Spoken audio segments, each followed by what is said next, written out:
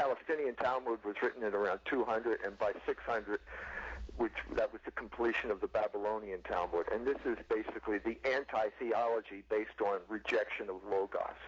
It would be sort of the opposite of the Gospels, of the Scriptures. Now, the Scriptures, when we say the Scriptures, we mean the Old Testament and the New Testament, correct? Right.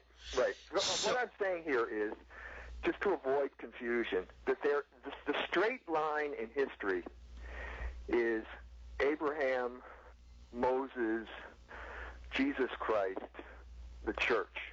The church is the new Israel.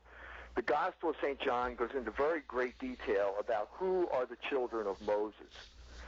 Okay, the Jews come to Jesus Christ and say, we're the children of Moses, and he says, no, you can't be a child of Moses and reject me.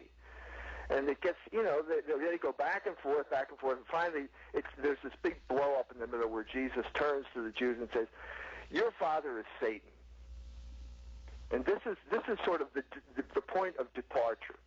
This is sort of the broken line in history. The people who call themselves Jews are not the children of Moses anymore. Children of Moses are the followers of Jesus Christ. It is not, this is a break with the whole racial history of the chosen people. And throughout the Gospel of St. John, you realize that the word Jew takes on a new meaning. It didn't have one that it didn't have at the beginning.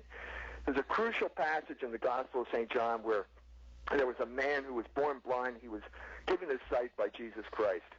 And everybody heard about it, and they all rushed to the parents of the man born blind and asked if he really was born blind. And the parents got nervous. They got upset. And there's this line in the Gospel of St. John that says, the parents of the man born blind refused to speak out of fear of the Jews, because the Jews threatened to expel from the synagogue anyone who said that Jesus was the Messiah. Well, what does Jew mean here?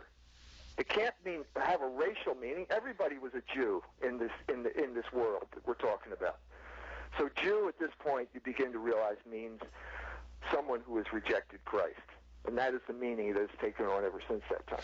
Okay, so what happened to the Jew in the last 2,000 years? Now, we know after the destruction of the temple by the Romans, I think, what was it, 70 or 90 A.D.? No, that was the first major event after the death of Christ. Okay. In other words, the Jews, they chose revolution, and that's exactly what they did. They rose up in 70 A.D. They rose up against the Roman Empire, and they were crushed, and the temple was destroyed. Now, at that point, the Jew has to create a new religion. Okay, there's no way that he can fulfill the old law anymore. He doesn't have a temple, he doesn't have a priesthood, he doesn't have animal sacrifice.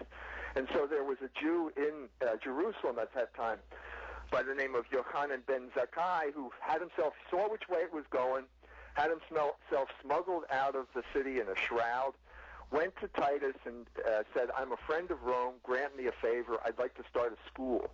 And so Titus granted him that favor, and he founded this school at Yavna. And that was the beginning of Judaism as we know it. It had become a debating society, focused on the synagogue, not the temple. There was no temple anymore. There could be no sacrifice. There could be no religion.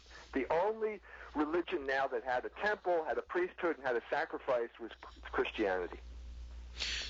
And so the Jews have a new religion, and their new religion eventually, as I said, becomes a religion of rejection, as epitomized by the Talmud. It becomes a way of keeping the Jewish people in bondage by keeping them away from the truth. That's pretty much what the Talmud is.